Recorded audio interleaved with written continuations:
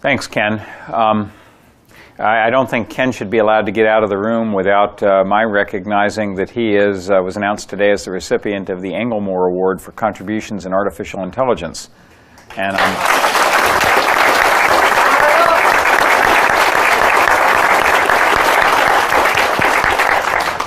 it's a very big deal in that field, possibly the biggest deal. And I'm very proud to have you on our NASA Advisory Council. Thanks for taking the time to do it for us. So, it's often remarked on that one of my characteristics is a certain candor. That's the nice phrase. Bluntness is the other phrase, and it's remarked on as if I had a choice. I don't really know how to do any differently, so I hope I will be interesting tonight, and that candor will not go over the line to bluntness, but I'll do my best. So I do want to I want to begin by thanking Ken for inviting me to be here tonight. This institute is a truly unique group. It tackles interdisciplinary issues of science and engineering that help to extend mankind's reach on many frontiers, including ours. The IHMC does a lot of work for NASA. And in fact, we at NASA deal with issues surrounding man-machine interfaces literally every day. Whether it's flying the International Space Station with a crew of 3 astronauts on board, trying to control and operate what is today a 3/4 million pound space station, and when it's done it will be a 1 million pound space station, or controlling more than 50 Earth and space science missions that are operating today in space, or developing new flight control algorithms and avionics for future aircraft, or building the next generation of space vehicles that we're working on today that will take Americans and our partners back to the moon, and then later on go even deeper into our solar system, to Mars. To carry out our mission, we have to understand the conditions that our machines will face and how they will behave under those conditions, because mission success, and indeed the lives of our astronauts, depend upon our machines and the technical acumen of the scientists and engineers who develop and operate them. I thought it was appropriate to speak tonight about the Hubble Space Telescope for a bit. One of the greatest machines that NASA or anyone else has ever built, and about our relationship with that machine and what it has taught us and taught me about our universe, and more importantly ourselves. Now, this coming October, astronauts on board Space Shuttle Atlantis will rendezvous with Hubble to repair it and upgrade it for the 5th time in its nearly 2 decades of service. I think you all know that. It's hard to read a paper without knowing that we are going to do that. It was somewhat controversial at NASA when I came on board, and I settled that controversy. Now, when they leave, it'll be better than ever. It will be better, in fact, than anyone ever imagined that it might be. Back when I was working on the Hubble project 25 years ago, we never imagined that it would be what it is today or what it is going to be after this 5th servicing mission. And the story of this scientific and engineering marvel is one of bold vision and imagination and absolutely audacious risk-taking. But it's also a story of perseverance and ingenuity when, as sometimes happens, the risks that you take are not always successfully negotiated. It is a story that transcends science, with Hubble images on display today in art museums or in homes where no scientist lives. But we all know that the images are far more than just a bunch of pretty pictures. Hubble has observed the birth and death of stars not unlike our own solar system. It has shown the collision of the comet Shoemaker-Levy 9 with the planet Jupiter, not unlike the asteroid collision 65 million years ago that wiped out the dinosaurs, which then roamed the Earth. It has peered through a tiny knothole in the night sky, deep into the early universe, finding thousands of galaxies where our own eyes would only see a patch of darkness. It has found that the galaxies in our universe are accelerating away from each other at a rate faster than any astrophysicist, including Edwin Hubble, ever predicted, allowing new insights into the birth and eventual fate of our universe while raising new mysteries about dark matter and dark energy, constituents of a universe that, in all humility, astrophysicists today must admit that we barely understand. Hubble has become a cultural icon, while at the same time remaining an instrument of fundamental scientific discovery. It is unique in human history in its ability to occupy a place of prominence in both art museums and scientific journals. The birth of the Hubble Space Telescope and its launch in April 1990 would not have caused anyone to envision this outcome. Indeed, Hubble's first images were unaccountably blurry. An analysis of its optical system revealed that a 2.3 micron error had been introduced in the grinding of its 2.4 meter primary mirror. Now, the width of an average human hair is about 80 microns. So the error was almost unimaginably small. But as many of you in this audience will understand because of your own professional backgrounds, it's a huge error in terms of the optical wavelengths that a telescope must manipulate if it is to function at all. So this mistake was devastating to the astronomical community. It was equally devastating to NASA's credibility. NASA was the brunt of jokes on late-night talk shows, with the Hubble being compared to the Titanic, the Hindenburg, and the Edsel. I see that most of you are old enough, as I am, to remember the Edsel. Now, I've said, I remarked once in a previous speech that we in the space business live by a creed of excellence or die without it. And that has happened.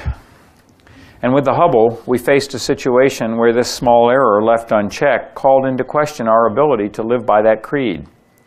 The jokes were cruel, leveling charges that NASA no longer had the right stuff, in Tom Wolfe's elegant and memorable phrase.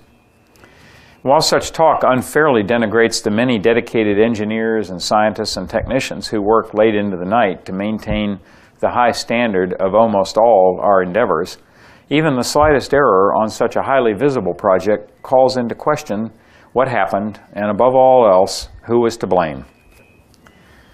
So as an aside for a moment, maybe this Institute of Human Cognition, Human and Machine Cognition, should study this especially human trait, the tendency to kick those who are down. For me, it always calls to mind President Theodore Roosevelt's great speech, Citizenship in a Republic.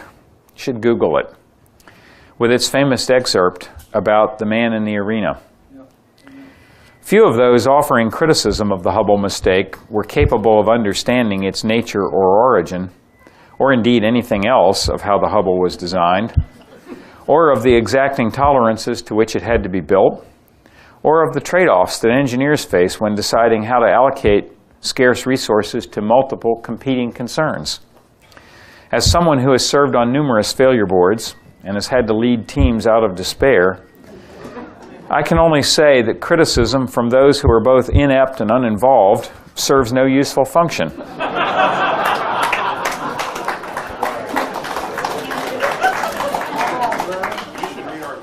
Maybe that was blunt. It cannot even make us feel worse about ourselves than we already do when we have failed. But it does seem to be a constant companion of bold endeavors. It is the dark side of human progress. A long career in the space business with way too many opportunities to observe this behavior has caused me to come to the belief that there is, or at least should be, such a thing as earning the right to hold an opinion. But I digress. In the aftermath of the Hubble debacle, some Washington policymakers called for an end to NASA altogether. But we don't cast aside human frailty when we venture into space. And wiser heads understood that reaching for the unknown requires the fortitude to deal with adversity.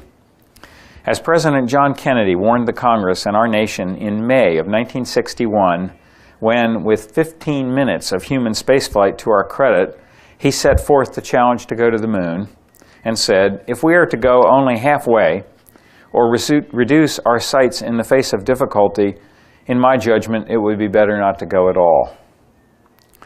So the Hubble scientists and engineers set their sights on fixing the telescope. The first step was to characterize precisely the observed error in the primary mirror, and then craft a corrective lens for the aberration. The crew of the first servicing mission to Hubble trained intensively for one of the most complex shuttle missions ever undertaken, involving 5 spacewalks and over 100 specialized tools to correct the optics, while also installing new solar arrays, gyroscopes, and other electrical components. They also upgraded the telescope with a new wide-field planetary camera. Now, you all know today that this first shuttle mission to service the Hubble, as well as the 3 which followed, were huge successes. So today, the Hubble dazzles us with the splendor of our universe. But during those grim years between 1990 and 93, this awe-inspiring success was far from certain. If you didn't know the core strength of the NASA team when the chips are down, you might have bet against us, and you would have lost. And that is why, to me, the most meaningful lesson from the Hubble Space Telescope has more to do with our human nature than with the other secrets of the universe.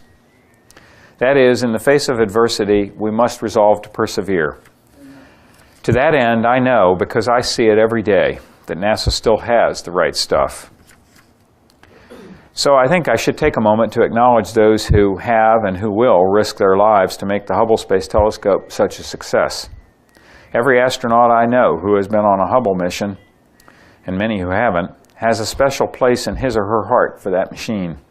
They believe it to be a part of something greater than themselves, something for which the risk of their lives is worth the promise of unlocking the secrets of our universe for future generations.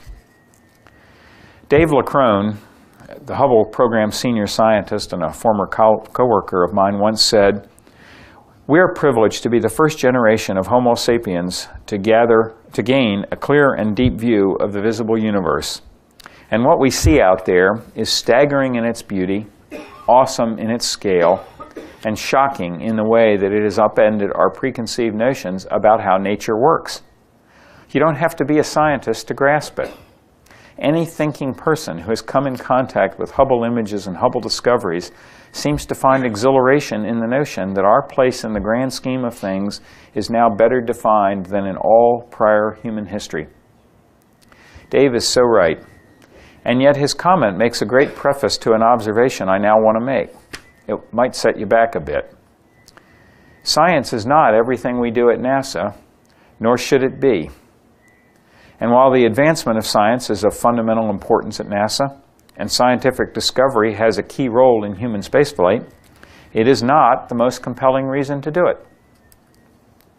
I'd like to take a little time to explain why I believe this to be so, because numerous critics have called into question the cost and risk of journeys into space to the Moon, Mars, the near-Earth asteroids, or the construction of the International Space Station, which we're using as a tool to learn how to sustain such journeys. So let me try and provide some food for thought for you tonight. Some of you will disagree with me, and thus spark maybe a worthwhile debate. I never learn anything by talking to people who agree with me. To me, NASA's manned missions to the Hubble Space Telescope are qualitatively different from other human spaceflight endeavors. The difference is fundamental and it's important. While our other efforts may not seem today to be as noble or worthwhile as servicing the Hubble, they are in the long run more important to the future of the human race. I'd like to try and explain why I believe this is so. To survive off-planet in a different environment, having different natural resources than those we have come to understand and take for granted, without the ability to drive to the nearest supermarket or doctor's office, is a qualitatively different experience than a brief foray into low Earth orbit. Not many realize it, but NASA and our international partners, 15 other nations, have maintained a permanent human foothold in space on board the International Space Station since October of 2000. The hard lessons of living and working in outer space 24/7, 365 are much different than those of an intense 2-week campaign to serve as a scientific instrument like the Hubble, or to deploy a mission to Jupiter like Galileo, or the Compton Gamma Ray Observatory, or to conduct other research, as has been done on many individual shuttle missions. So when we begin our halting steps back to the moon in the next decade, or a journey to Mars in 20 or 25 years, we will need to know what we must bring with us, but also how we might live off the land with the resources available to us when we arrive. And after we test the hypothesis that we can survive on other worlds, we then need to determine whether such outposts can become economically viable, meaning, is there anything to do there which is worth the investment to do it? Now, many today will assert, without benefit of proof, that the answer is, of course, yes, while others believe that the answer is, of course, no. In my own opinion, no one today can know the answer. The answer can be found only by experiment. So in that sense, the purpose of today's human spaceflight program is to conduct such experiments, to explore and develop options, and to unveil possibilities for future generations. Now, this experiment will be conducted in space over the course of the coming centuries by people from Earth. Only the language, culture, and motives of the experimenters remain to be determined. I hope that this experiment will always find Americans, in company with our international partners and allies, as first among equals on the frontier of their time. The experiment will not be dissimilar to those conducted by our ancestors far removed in space and time, when they left East Africa looking for an easier existence somewhere else. It will not be dissimilar to that conducted by our more immediate ancestors just a few centuries ago, when they began to explore and settle what to Europeans was the New World. In that context, I might note that it required the long-term investment of kingdoms, governments, commercial industry, and private citizens for many generations before I think it could honestly be said that the New World provided a positive return on investment for society at large. On a smaller scale, our experiments in space will not be dissimilar to that conducted by Thomas Jefferson when he risked impeachment to consummate the Louisiana Purchase and then sought congressional financing, marvelous chutzpah, for what became the Lewis and Clark expedition 200 years ago. And by the way, Lewis and Clark overran their budget, lost a considerable amount of their equipment, fell so far behind schedule that they were given up for dead, and failed to achieve their primary goal, which was to find a suitable water route from the headwaters of the Missouri River to the Pacific Ocean. Now, does anybody here think that their effort was wasted? Venturing into space is similarly an experiment, but one eminently worth conducting for several reasons. First, I strongly believe that there will be near-term benefits to science, technology, economics, and national security as we begin to incorporate the solar system into our sphere of influence, as science advisor Jack Marburger framed the issue a few years ago in a speech that I particularly liked. Now, I don't believe I need to dwell for this audience upon the benefits to human society of scientific advances. I'll say a few words. We are on the verge of developing a new paradigm, a new view of how the universe is constructed. The last time, a century ago, that such an experience was forced upon us was accomplished through the work of Albert Einstein and his elucidation of relativity and quantum mechanics. Today, these disciplines underpin much of modern technology, and they form the backdrop of physics against which new ideas are interpreted. What will be the implications of forming new theories to embrace the experimental finding that 96% of the mass energy of our universe is comprised of dark energy and dark matter, things we don't even pretend to understand? Everything you can see and feel around you is 4% of what exists. And until a few years ago, we didn't know anything about the other 96%.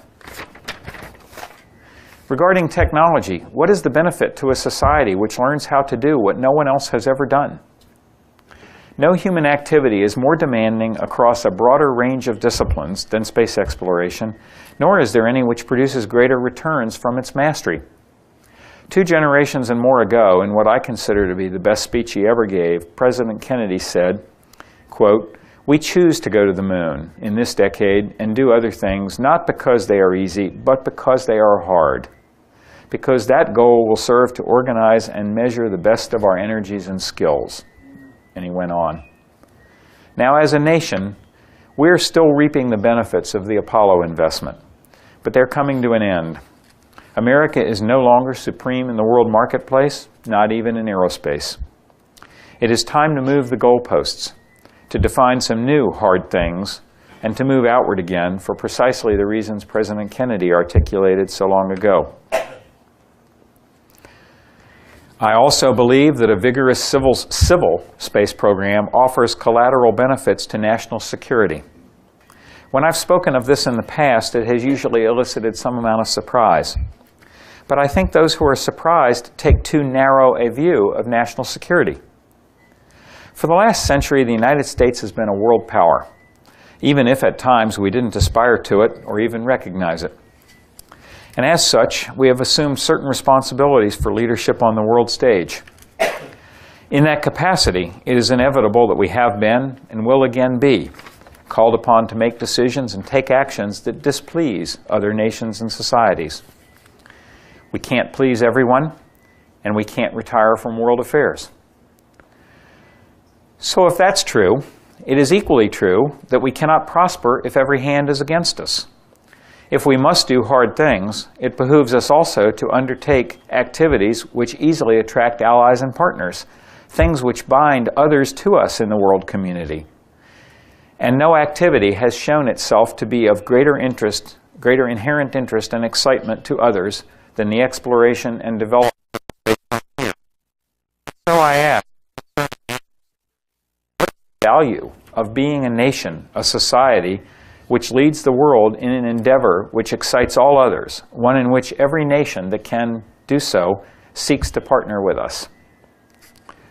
These are some of the specific benefits I see accruing to the nation which leads in the exploration of space. But I also believe that in the long term it will be important for the survival of the human race to inhabit planets other than the Earth. It will be in our interest to develop the technical capabilities to avoid the many cosmic collisions that we have now documented in the geological record. The comet Shoemaker-Levy 9, which struck Jupiter a few years back, consisted of at least 21 discernible fragments having diameters up to 2 kilometers. Even one such collision with the Earth would be devastating, and it doesn't have to be a dinosaur killer. An impact like the Tunguska event of 1908 could destroy the cultural and economic fabric of a nation if it were to land in a populated area instead of the Siberian wilderness. So I believe that the long-term survival, scientific discovery, economic benefit, and recognized leadership in great endeavors provide a worthwhile rationale for sustaining our nation's human spaceflight efforts. This and our endeavors in robotic science, Earth and space science, and our work in advanced aeronautics are purchased with an investment in NASA of 0.6% of the federal budget. 0.6%, about 15 cents a day. I spent more than that today on bubble gum, actually. I dropped 50 cents in a bubble gum machine when I was refueling my airplane on the way down here. So that was several days worth of my contribution to NASA. Now, if any of you happen to be average Americans, this figure will surprise you because polls reveal that the 50 percentile American, the average American, believes that NASA receives over 24% of the federal budget. That would be comparable to the Department of Defense. So just so you know. Now, my view is that our efforts in human spaceflight are, in actuality, far more meaningful than the flags and footprints rationale with which some critics of human spaceflight like to denigrate the Apollo program or future voyages to the Moon and Mars. In my view, survival and leadership in great enterprises and economic benefit are real and acceptable reasons why humans should continue to explore space beyond what robotic spacecraft can achieve. Throughout mankind's time on this world, we have gazed up at the night sky and attempted to make sense of the stars and planets and comets and asteroids, speculating about what it all might mean. We are lucky enough to be the first generation to see the universe with the clarity that the Hubble offers. And I firmly believe that we also need to journey beyond, as the poet John Gillespie Magee put it, the surly bonds of Earth, in order to see the universe with our own eyes. And in the words of poet T.S. Eliot, Only those who will risk going too far can possibly find out how far one can go. I believe that expanding the range and scope of human action is a goal fully as noble as that of scientific discovery. I also think that in our hearts we know these things.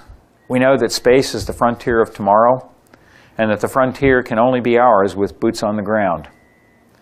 We know from even the most casual reading of history that nations that shrink from the frontiers of their time shrink also in their influence on the world stage.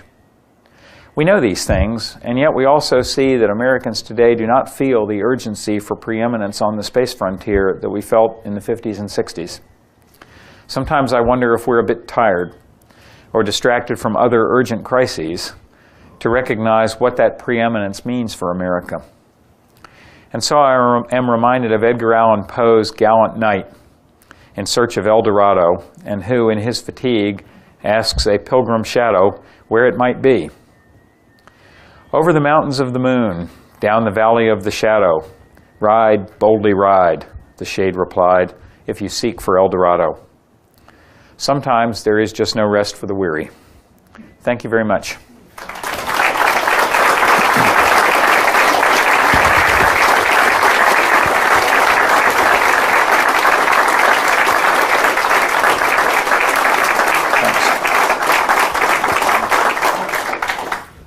I told Ken I would finish in not more than 25 minutes, and I did, so my first achievement has been accomplished. I think we are going to now spend pretty much most of an hour taking questions. On the front row here, sir. And I'll try to move around the room. That will keep the microphone lady jumping, but... Harold Loesch, scientist. We hear a lot about UFOs. Some people are saying they're from outer space, and I think that's rather ridiculous. I think it's impossible. What is your opinion on that? Well, we used to keep all of our aliens in Area 51, but all the notoriety in the press was causing so much foot traffic through the area that they weren't able to get their work done, and so we had to move them to a new location. No, I have no evidence at all that I have ever seen or has ever been presented to me to say that, I mean, there are unidentified flying objects, which literally means we can't identify them. But I have no evidence that they're from... Space, yeah, but not from human, right. Intelligent life. Right. Sir, right behind the lady with the microphone. My name is Jack Dunn. I spent 10 years of my life working on the Hubble for Lockheed Missiles and Space Company. It's a gift that keeps on giving. And thank God you, not your predecessor, is making decisions about keeping it alive. Well, thank you.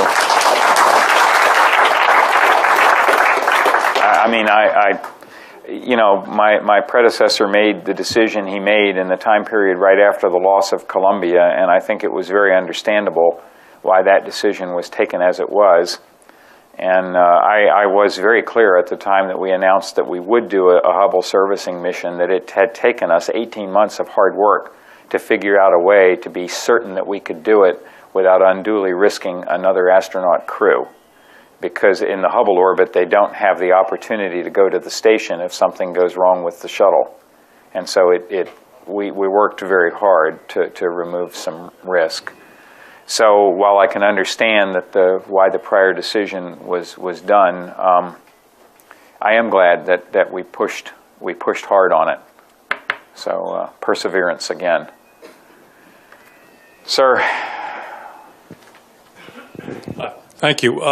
You hear a lot generally in government about the demographics of so many people, if you don't mind me saying so, your age, who might be at some point in time leaving NASA. Is there in your view, troops, if you will, in their 20s, 30s, and 40s who have the same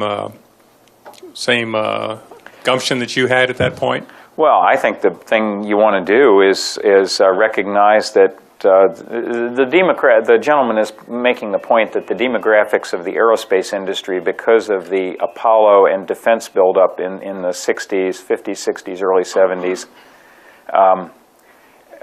brought a lot of young people into the business back then, and then aerospace went through the doldrums in the 70s and 80s, and then it came back up again. And so we have a kind of a classic double hump curve of we have a good number of young people and a good number of old people and not a lot in the middle. And so within the next 5 or 6 years, a very large number of us will be, retiring from the space business. It's a challenge and an opportunity.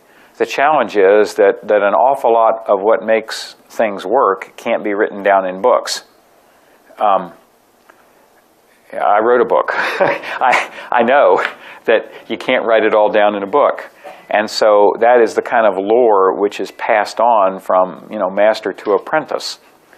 And so when the older folks retire, the opportunity to pass that knowledge on is lost. And so we need to make sure that we do the best job of it we can while we can. At the same time, I'm in awe of the kids coming out of school today. I mean, they come out knowing stuff that I haven't yet learned, or if I knew it, it took me years to get to it. And that's what we call progress. I mean, we want that to be the case. I don't want to be able to make any other statement than the fact that I'm in awe of the young kids coming out of school today. I was commenting not too long ago to somebody that, I did one of the early PhD theses in what we call computational fluid dynamics, and 15 years later, I assigned essentially that problem as a homework problem, which is embarrassing, except for the fact that if you look at it the right way, that's the kind of thing you want to be able to say came true, that something that was once at the state of the art is now a homework problem. And so, I mean, that's what we want. So, when we lose a lot of older folks from the space business, we will lose a lot of knowledge, but we'll also gain an opportunity to bring a lot of bright young kids on. And boy, I tell you, when I talk to them, these young men and women are just gung-ho. So I'm thrilled with the opportunity. We got a great future ahead of us as long as we do good things. Sir. And then over there on the right, so you can start walking. Thank you for coming to Pensacola. Welcome. Well, you're welcome. About 4 months ago, Ben Stein released this documentary concerning Expelled, No Intelligence Allowed. And it showed in a remarkable fashion the disdain and contempt many remarkably brilliant scientists had for intelligent design or even the mention of God in study. Now that we know that 96% of the universe is matter or just raw energy, which could be God or source, do you think there's a possibility that what you're doing with future space exploration and future academic advancement will make science more God-friendly or spirit-friendly? I don't know, sir. I just don't know. I know many scientists who are deeply religious, many engineers who are deeply religious, and I know many others who are not. And, whenever I get these kinds of questions or topics, I mean, they're deeply engaging. But the thing that I draw from it is I'm glad we live in a place where people are entitled to have different opinions on things like that and not go to war with one another over it, because I don't think any of us knows the answer, or at least I'm sure I don't know the answer. Thank you. Oh, thank you. Yes, sir. Well, thanks for coming to the Cradle of Naval Aviation, Pensacola, Florida. And that's coming from a retired Air Force fighter pilot. My question for you is, I'm concerned about our reliance on GPS and the vulnerability of that system to the world we live in now. It's a very soft target, and we become more and more dependent on that, and there's relatively no defense for it. Well, you're right. We are dependent on it. GPS, global satellite navigation, has become a public utility. And, I mean, it has. I mean, people expect to be able to find their way, just as they expect to be able to plug a power cord into a wall socket and get power out of it. And you're right, it's vulnerable. You know, I've done a lot of time in defense space, and I may do it again.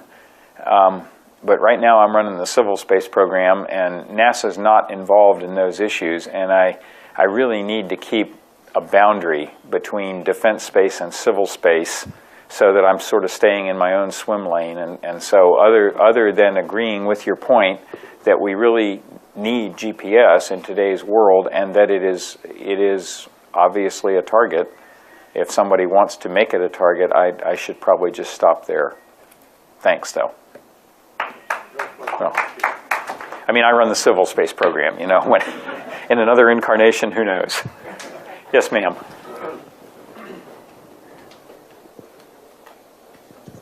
Thank you, Mr. Griffin. I'm Victoria Glass from Pensacola High School, and my question for you is, this summer I visited the Air Force Research Laboratory Starfire Optical Range out at Kirkland Air Force Base. Yeah, I used to fund that when I was doing defense space.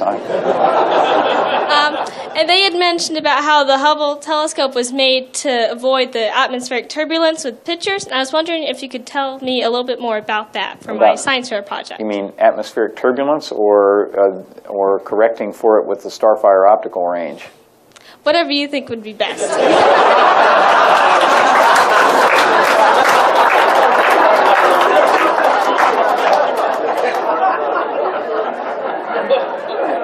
This is one of those where you really have to be careful. You might get more answer than you wanted. The Hubble, the Hubble Space Telescope was an idea surfaced by John Bacall back in the late 1940s, or actually around the time I was born. Because once it became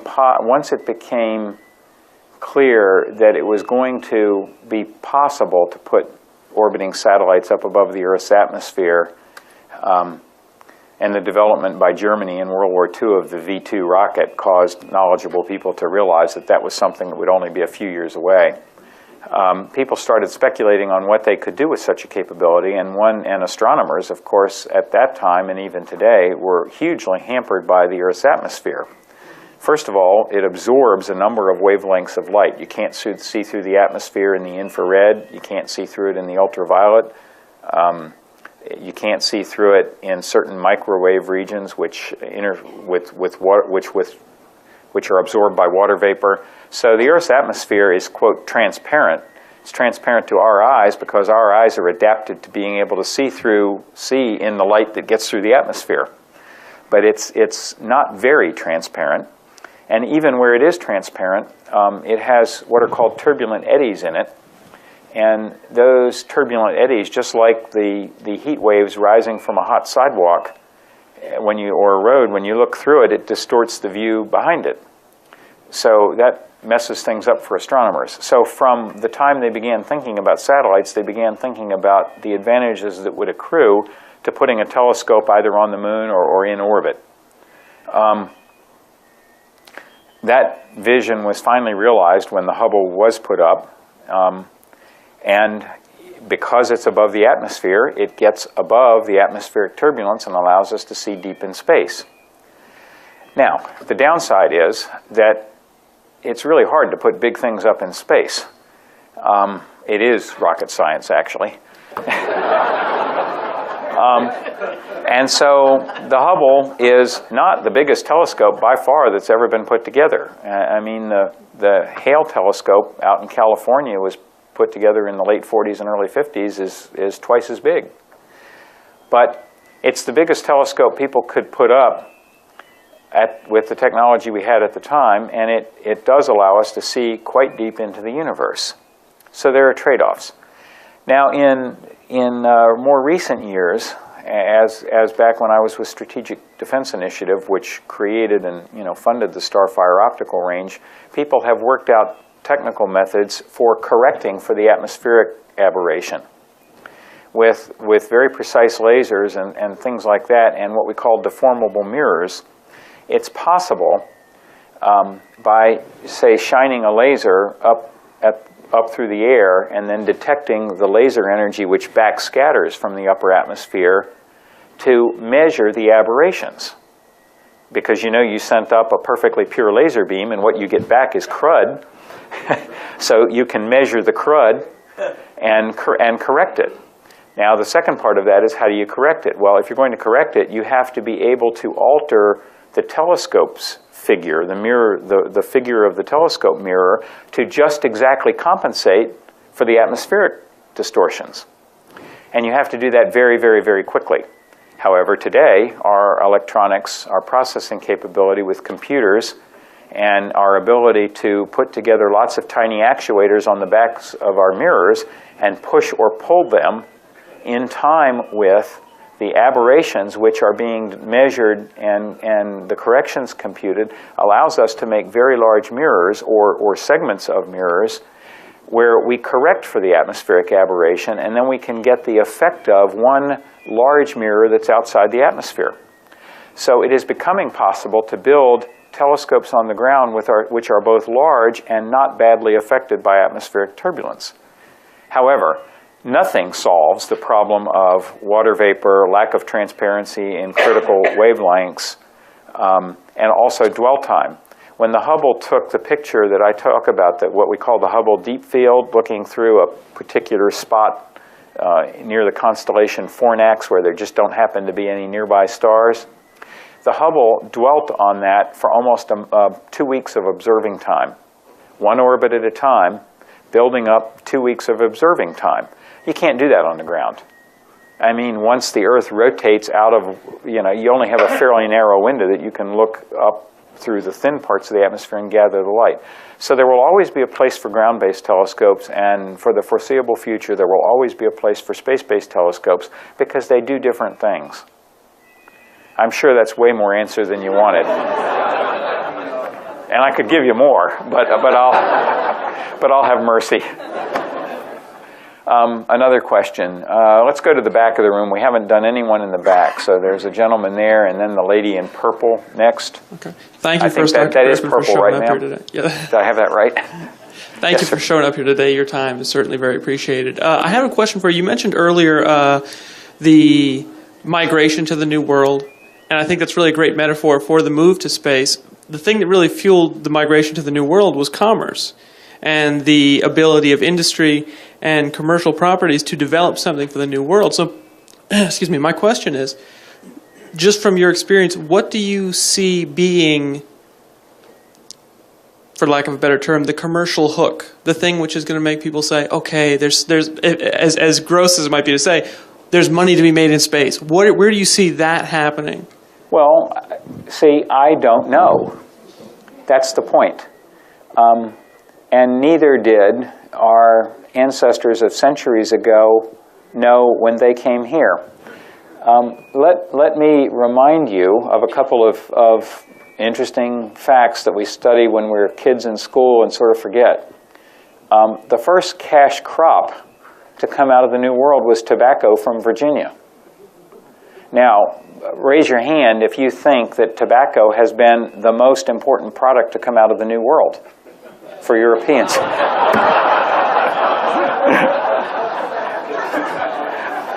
So, I don't think tobacco is the most important product to come out of the New World. So we don't know ahead of time. Now, I'll make another point.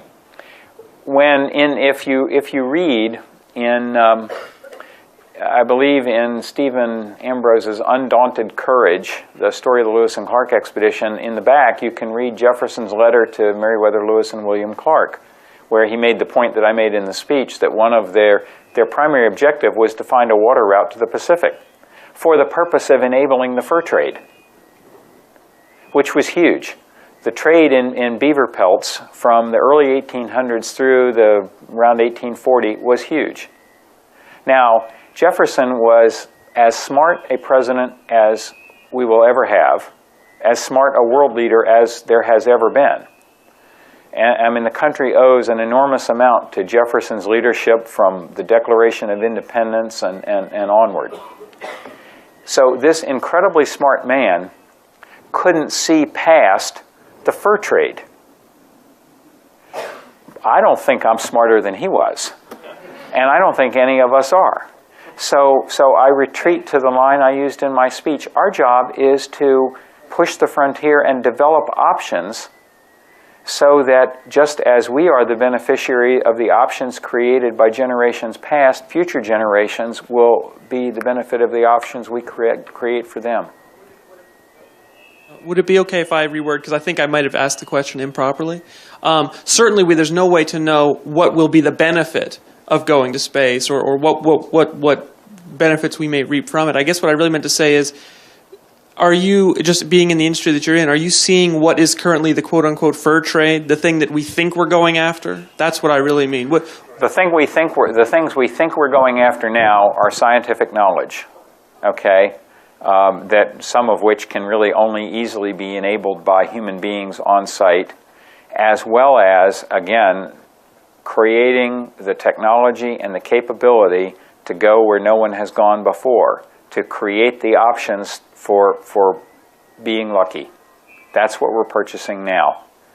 It's really, I need to draw a better analogy. I drew an analogy to the Western European voyages to and discovery of the New World. But that's not the right analogy. Where we are in the space business is more analogous to where we were when the first Western Europeans set sail on the ocean, the Vikings, around AD 1000. We're in the first 50 years of the space business. The great voyages of discovery occurred 5 and 6 centuries later. We're not there.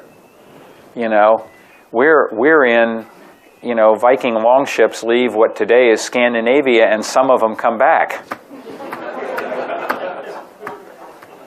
You know. In purple, yes, ma'am. Thank you for coming to our community, and You're welcome. You've answered a lot of questions for me about some of the behaviors that I see here, and especially like some of our trash that's being thrown on the side of the road, mirrors and such. My question is, when these behaviors, in a philosophical sense, and as we move into artificial intelligence versus human behavior, where are we going to draw the line between inhumanity related to the artificial intelligence and try to rein the inhumanity in and not excuse it without a seatbelt for artificial intelligence? Ma'am, I just don't have the background to answer your question. I'm sorry. I can't answer that one. Just a philosophical statement or question. And have you read the essay by Garrett Hardin, Living on a Lifeboat? No, ma'am, I have not. It's worth reading. Okay. Thank you. I really am just a simple aerospace engineer from a small town. Yes, sir. Thank you, sir. Okay, what is the future of NASA in terms of short term? How many more missions are planned to visit the space station? And when that program runs out, what will be the status of the space station, the International Space Station? Who's going to grab it? Who's going to run it? Who's going to be controlling it? Well, great question. We have 10 more shuttle missions to complete. The backbone of work is behind us, but we have 10 more missions to finish constructing the station and to outfit it. They will be done by the year 2010. At the end of that year, we will retire the shuttle. And then we are now in the business of crafting replacements for the shuttle in terms of the ability to put people and cargo in orbit. Those new systems, because of budget restrictions, won't be available until around 2015. So for a period of 4.5 to 5 years, we will be purchasing crew transport from Russia. We will be purchasing seats on Soyuz from Russia. And we will be, our international partners, Europe and Japan, owe the program a certain amount of cargo transport, and they will meet their obligations on that, I'm certain. They're very good engineers. And we will be purchasing some cargo transport, hopefully from U.S. firms. There's a proposal out on the street, as we say right now, for U.S. and other firms to offer bids on cargo transport. So crew from Russia, cargo from our partners, and cargo from U.S. commercial suppliers. We believe, I'm tempted to say we hope, but hope is not a management tool. We believe that by pre-positioning important spares on the station with the shuttle before the shuttle retires, that we can make it through that 5-year period with that strategy. It's not a strategy that anybody thinks is pretty or that anyone likes, but we just don't receive enough money to, in parallel with the flying out of the shuttle, also develop robustly a replacement system. We would need a funding bubble, and we don't have it. So there will be a gap in U.S. There will be a gap in U.S. access to space for 4.5 or 5 years. Let's see, folks who haven't had one, sir, right there, and then over in the white shirt over on this side of the room.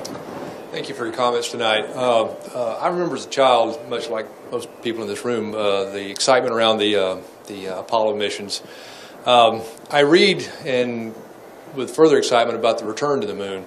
Could I get your comments on that mission? And I guess your answer to some criticism that sort of been there, done that debate that one can read. Appreciate your comments on our return to the moon. Well, we are returning to the moon. It will be in the next decade. Sometimes people say, why does it take so long? We did it in 8 years the first time. Well, we're actually not going to take much more than 8 years the second time. It's just that we really can't start until the station is done for the reasons of funding that I just addressed with this gentleman's question. I mean, we're doing things in series that were done in parallel during the Apollo years. And that just takes more time. With regard to been there and done that, well, not really. When we returned to the moon, and here's an analogy that I use a lot. Human beings first made it to the South Pole in 1912. Norwegians actually made it first. Then Admiral Byrd, landed an airplane there sometime in the 1930s, and that was interesting, but it wasn't very sustainable. And then nobody went again until the 1950s. And when they went in the 1950s, it was part of the International Geophysical Year efforts, and people went back to Antarctica for scientific purposes, and they went to stay. And the Antarctic now has been continuously occupied on a multinational basis for 50 years. And the outposts in Antarctica that started with Quonset huts have grown, and now they really have the status of small towns. And people, scientists and engineers, in many cases, will winter over. They live there for extended tours of duty. We're going to be doing that at the moon.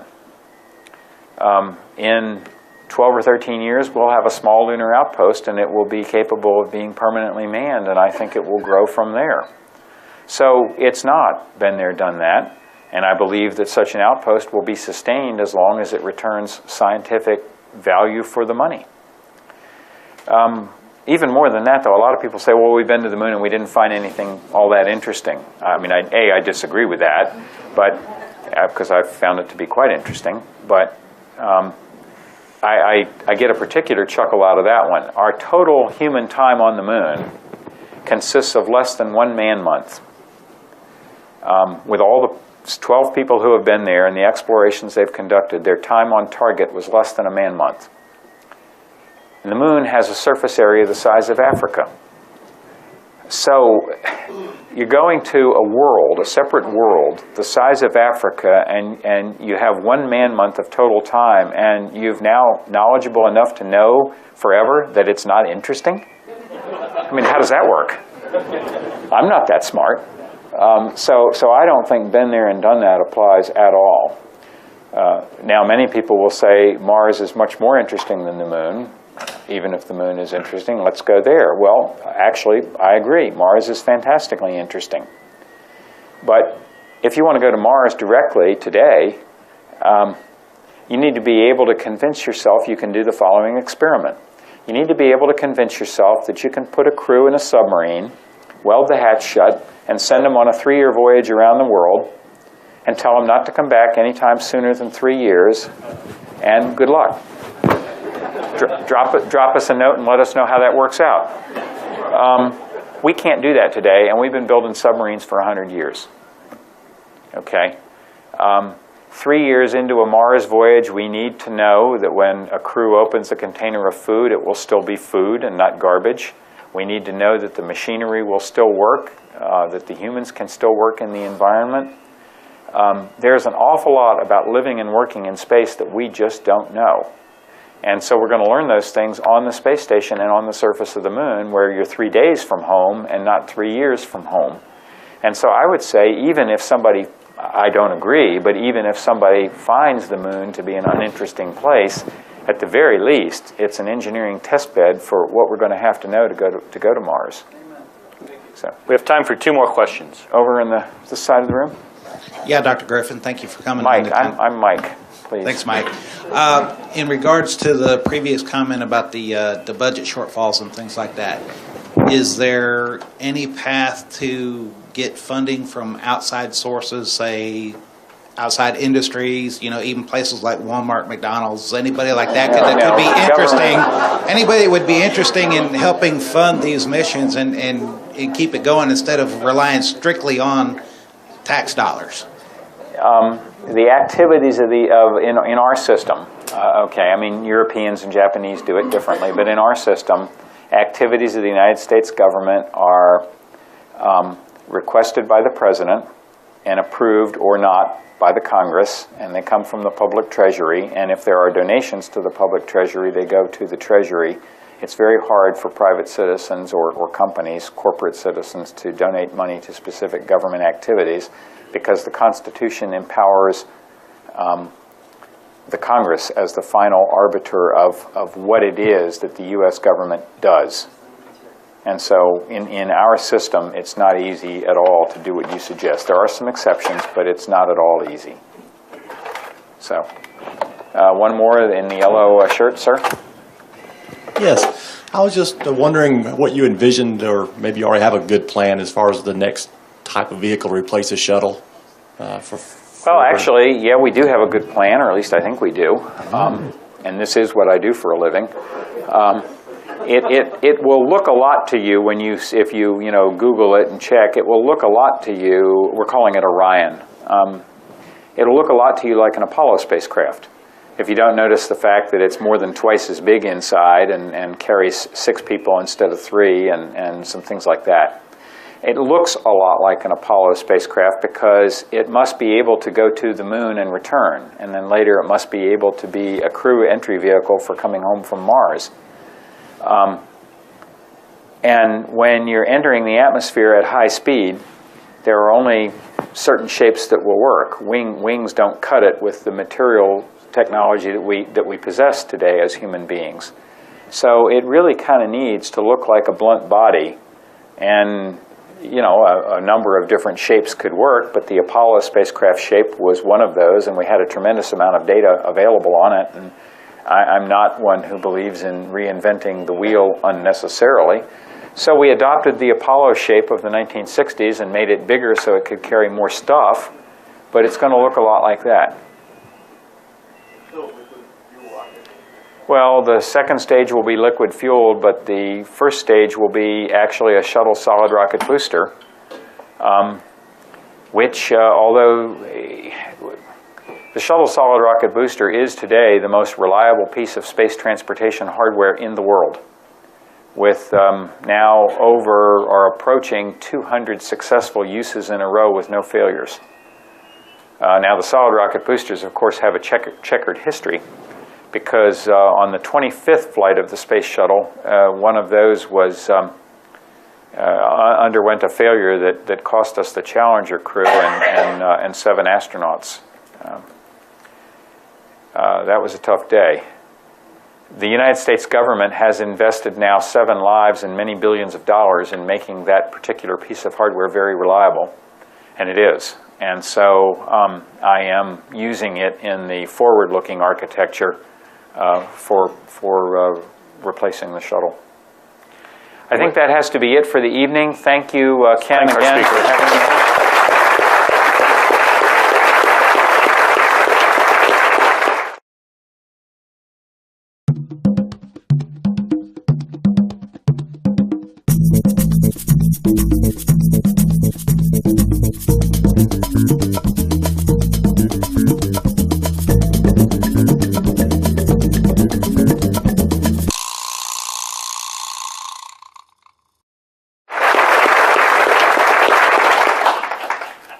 Thanks, Ken.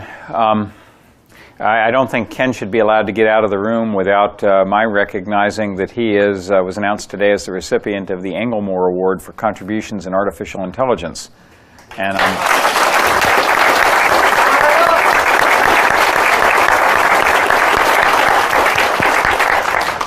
it's a very big deal in that field, possibly the biggest deal. And I'm very proud to have you on our NASA Advisory Council. Thanks for taking the time to do it for us. So, it's often remarked on that one of my characteristics is a certain candor. That's the nice phrase. Bluntness is the other phrase, and it's remarked on as if I had a choice. I don't really know how to do any differently, so I hope I will be interesting tonight, and that candor will not go over the line to bluntness, but I'll do my best. So I do want to I want to begin by thanking Ken for inviting me to be here tonight. This institute is a truly unique group. Tackles interdisciplinary issues of science and engineering that help to extend mankind's reach on many frontiers, including ours. The IHMC does a lot of work for NASA. And in fact, we at NASA deal with issues surrounding man-machine interfaces literally every day. Whether it's flying the International Space Station with a crew of 3 astronauts on board trying to control vision and imagination, and absolutely audacious risk-taking. But it's also a story of perseverance and ingenuity when, as sometimes happens, the risks that you take are not always successfully negotiated. It is a story that transcends science, with Hubble images on display today in art museums or in homes where no scientist lives. But we all know that the images are far more than just a bunch of pretty pictures. Hubble has observed the birth and death of stars not unlike our own solar system. It has shown the collision of the comet Shoemaker-Levy 9 with the planet Jupiter, not unlike the asteroid collision 65 million years ago that wiped out the dinosaurs, which then roamed the Earth. It has peered through a tiny knothole in the night sky, deep into the early universe, finding thousands of galaxies where our own eyes would only see a patch of darkness. It has found that the galaxies in our universe are accelerating away from each other at a rate faster than any astrophysicist, including Edwin Hubble, ever predicted, allowing new insights into the birth and eventual fate of our universe while raising new mysteries about dark matter and dark energy, constituents of a universe that, in all humility, astrophysicists today must admit that we barely understand. Hubble has become a cultural icon, while at the same time remaining an instrument of fundamental scientific discovery. It is unique in human history in its ability to occupy a place of prominence in both art museums and scientific journals. The birth of the Hubble Space Telescope and its launch in April 1990 would not have caused anyone to envision this outcome. Indeed, Hubble's first images were unaccountably blurry. An analysis of its optical system revealed that a 2.3 micron error had been introduced in the grinding of its 2.4 meter primary mirror, and operate what is today a 3/4 million pound space station, and when it's done it will be a 1 million pound space station, or controlling more than 50 Earth and space science missions that are operating today in space, or developing new flight control algorithms and avionics for future aircraft, or building the next generation of space vehicles that we're working on today that will take Americans and our partners back to the moon, and then later on go even deeper into our solar system, to Mars. To carry out our mission, we have to understand the conditions that our machines will face and how they will behave under those conditions, because mission success, and indeed the lives of our astronauts, depend upon our machines and the technical acumen of the scientists and engineers who develop and operate them. I thought it was appropriate to speak tonight about the Hubble Space Telescope for a bit. One of the greatest machines that NASA or anyone else has ever built, and about our relationship with that machine and what it has taught us and taught me about our universe, and more importantly, ourselves. Now, this coming October, astronauts on board Space Shuttle Atlantis will rendezvous with Hubble to repair it and upgrade it for the 5th time in its nearly 2 decades of service. I think you all know that. It's hard to read a paper without knowing that we are going to do that. It was somewhat controversial at NASA when I came on board, and I settled that controversy. Now, when they leave, it'll be better than ever. It will be better, in fact, than anyone ever imagined that it might be. Back when I was working on the Hubble project 25 years ago, we never imagined that it would be what it is today or what it is going to be after this 5th servicing mission. And the story of this scientific and engineering marvel is one of bold design, or of the exacting tolerances to which it had to be built, or of the trade-offs that engineers face when deciding how to allocate scarce resources to multiple competing concerns.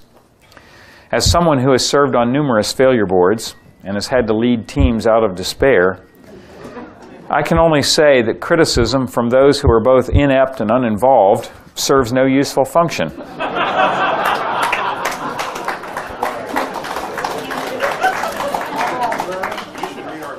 Maybe that was blunt. It cannot even make us feel worse about ourselves than we already do when we have failed. But it does seem to be a constant companion of bold endeavors. It is the dark side of human progress. A long career in the space business with way too many opportunities to observe this behavior has caused me to come to the belief that there is, or at least should be, such a thing as earning the right to hold an opinion. But I digress. In the aftermath of the Hubble debacle, some Washington policymakers called for an end to NASA altogether. But we don't cast aside human frailty when we venture into space. And wiser heads understood that reaching for the unknown requires the fortitude to deal with adversity. As President John Kennedy warned the Congress and our nation in May of 1961, when, with 15 minutes of human spaceflight to our credit, he set forth the challenge to go to the moon, and said, if we are to go only halfway, or reduce our sights in the face of difficulty, in my judgment, it would be better not to go at all. So the Hubble scientists and engineers set their sights on fixing the telescope.